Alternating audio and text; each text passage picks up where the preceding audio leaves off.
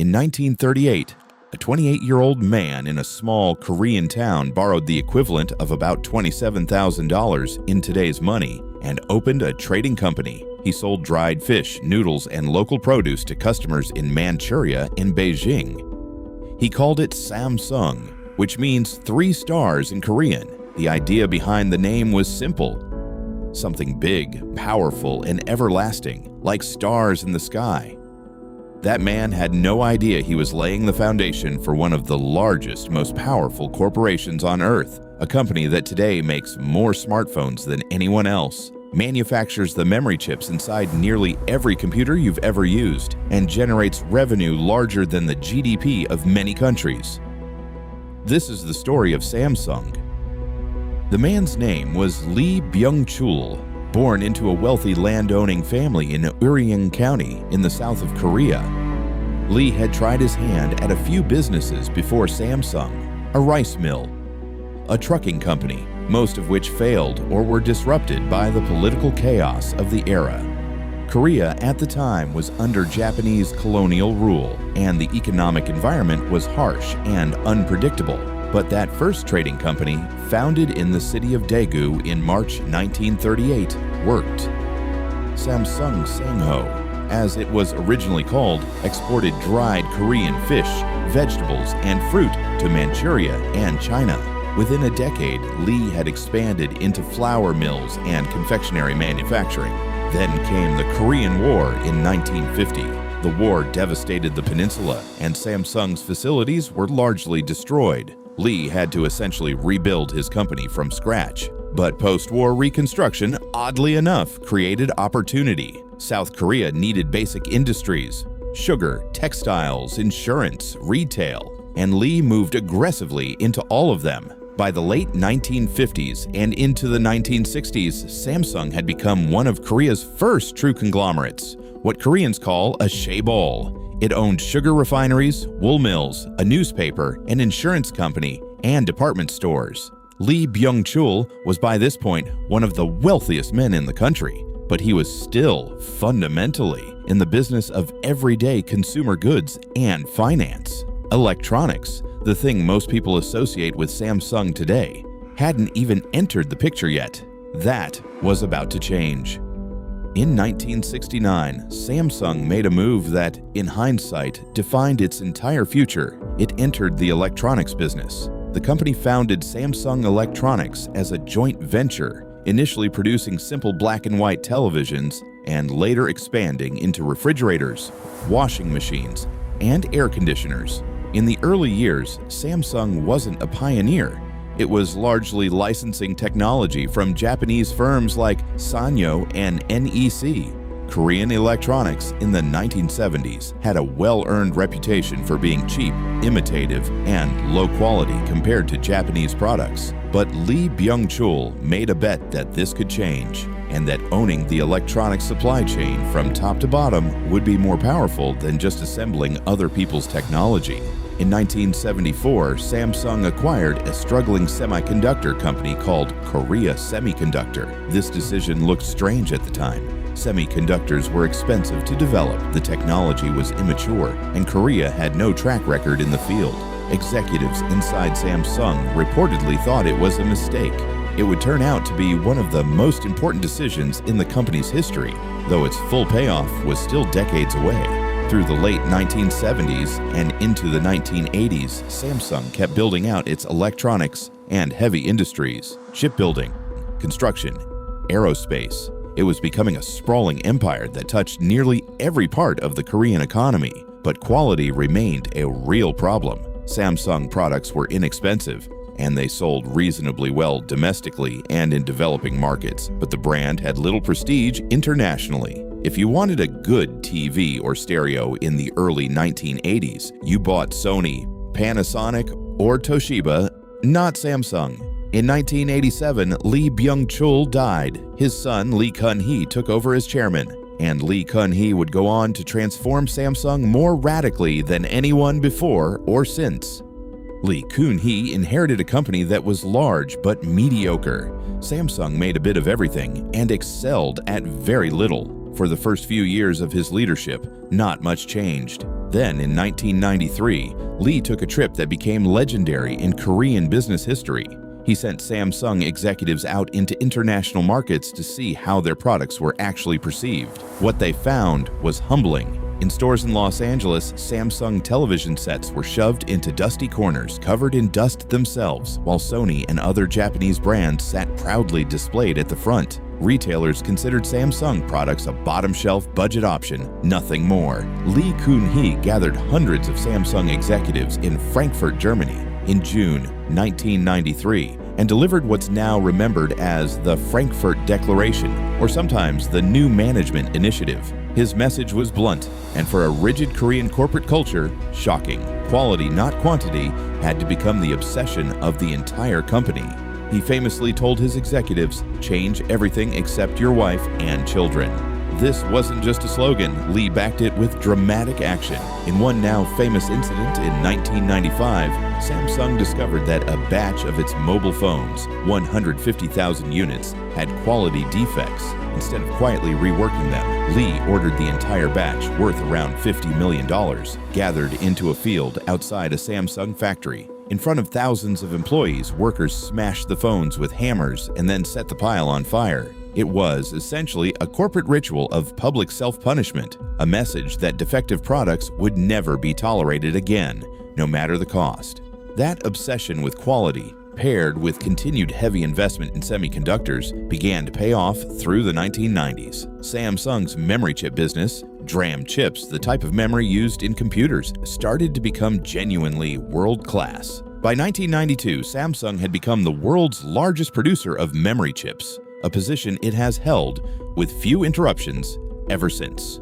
Through the late 1990s, Samsung weathered the Asian financial crisis of 1997, which devastated many Korean conglomerates and forced painful restructuring across the entire chaebol system. Some of Samsung's less profitable divisions were sold off or spun off. The crisis, painful as it was, actually helped focus Samsung more tightly on its strongest businesses: electronics, semiconductors, and eventually mobile phones. Samsung began investing enormous sums into marketing and brand building on the global stage. It became an Olympic sponsor starting in 1998, put its name on stadiums and events, and steadily worked to reposition itself from a bargain brand into a premium one.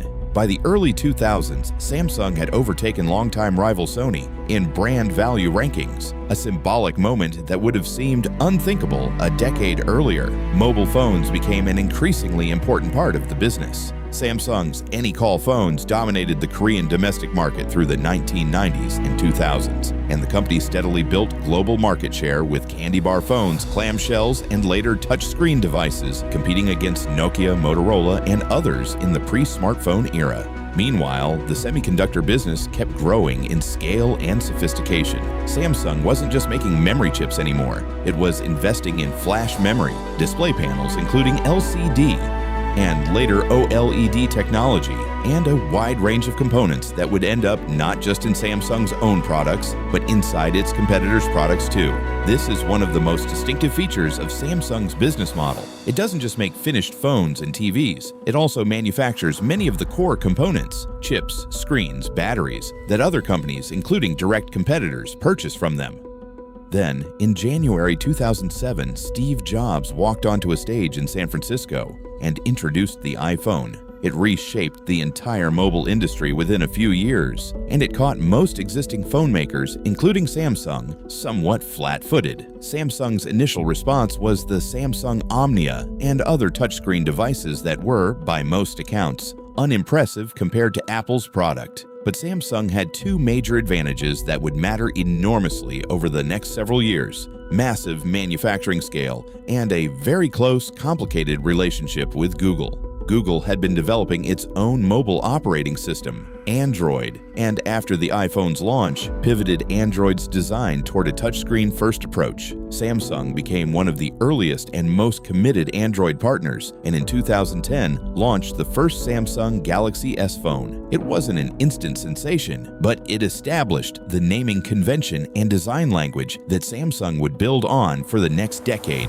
The real turning point came with the Galaxy S2 in 2011, and especially the Galaxy Note series, which introduced the phablet. a larger phone with a stylus, a category many analysts had dismissed as niche. It turned out to be enormously popular, particularly in Asia, and Samsung leaned into bigger screens well before Apple did. By 2011 and 2012, Samsung and Apple were locked in fierce competition, both in the marketplace and in the courtroom. The two companies sued each other repeatedly over patents in a series of legal battles that spanned multiple countries and years, with Apple accusing Samsung of copying the iPhone's design and software, and Samsung countersuing over its own patents. The legal fights became almost as famous as the products themselves, generating headlines for the better part of a decade. By 2012, Samsung had overtaken Nokia to become the world's largest mobile phone manufacturer by volume, and it also became the world's largest smartphone maker, a title it has held for most years since, typically trading the top spot back and forth with Apple depending on the quarter and metric used. Samsung's path wasn't smooth sailing. In 2014, Kun-hee suffered a serious heart attack that left him incapacitated for years, effectively removing him from active leadership. Control of the company gradually passed to his son, Jae-yong, often known in the West as J.Y.I. Lee. Then, in 2016, Samsung suffered one of the most embarrassing product failures in tech history, the Galaxy Note 7. Some units of the phone had batteries that could overheat and catch fire. After reports of fires and explosions, and after a replacement batch also had issues, Samsung took the extraordinary step of permanently discontinuing the entire product line and recalling it worldwide at a cost estimated in the billions of dollars. Airlines banned the device from flights. It was a serious blow to the brand's reputation for quality, the very thing Kun-hee had staked the company's identity on decades earlier. Around the same time, Samsung became entangled in a major political scandal in South Korea. Jae-yong was investigated and eventually convicted in connection with a bribery case tied to South Korean President Park Kun-hee, who was impeached in 2017 partly as a result of the broader scandal. Lee served time in prison, was released, then faced additional legal proceedings over the following years related to a corporate merger. The case became a symbol of the broader debate in South Korea over the enormous, sometimes unaccountable power that chaebol families hold over the economy and even politics. Despite the scandal and the Note 7 disaster, Samsung's underlying businesses kept performing strongly. Its semiconductor division in particular benefited enormously from the global data boom, as demand for memory chips used in servers, data centers, and eventually cloud computing infrastructure kept climbing. In October 2020, Kun-hee died at age 78. Under his roughly 3 decades of leadership, Samsung had transformed from a mediocre, unfocused conglomerate into a globally dominant technology powerhouse. His estate, when settled, included one of the largest inheritance tax bills in South Korean history, along with a historic donation of art and cultural assets to Korean museums. Samsung is not really a single company in the way most people think of one.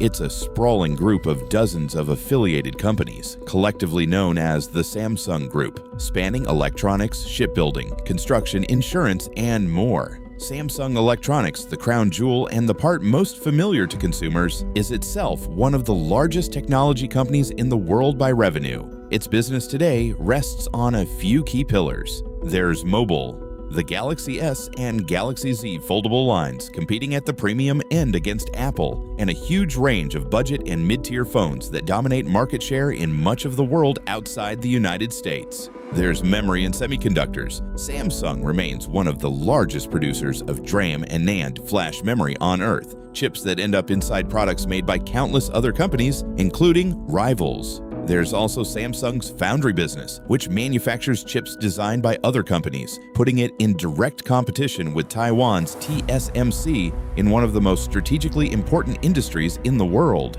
And there's displays. Samsung is a dominant global supplier of OLED screens, again supplying not just its own products, but competitors as well, including notably Apple. Samsung's scale is genuinely difficult to overstate. Samsung Electronics alone regularly ranks among the largest technology companies on the planet by revenue, and the broader Samsung Group's revenues have, in various years, amounted to a meaningful percentage of South Korea's entire GDP. a fact that has long fueled debate inside Korea about the outsized influence a handful of family-controlled conglomerates hold over the national economy. The company has continued to face challenges, intensifying competition from Chinese manufacturers like Xiaomi and Huawei in the smartphone market, ongoing corporate governance questions around the Lee family's control, cyclical downturns in the notoriously volatile memory chip business, and fierce competition with TSMC over advanced chip manufacturing. But 80-plus years after Lee Byung-chul borrowed money to sell dried fish out of a small office in Daegu, the company he founded has become something almost impossible to escape in daily life. The screen you're reading this on, the memory chip inside your laptop, the television in your living room, quite possibly all traces back, in one way or another, to Samsung. From dried fish and noodles to television smashed and burned in a public field as a symbol of a new obsession with quality, to a legal war with Apple fought across courtrooms on multiple continents, to a legacy tangled up in political scandal and ultimately extraordinary global dominance. Samsung's story is really the story of South Korea's own transformation in miniature, a fast, sometimes brutal climb from post-war poverty to the frontier of global technology. And it all started with 3 stars and one man willing to bet everything on them.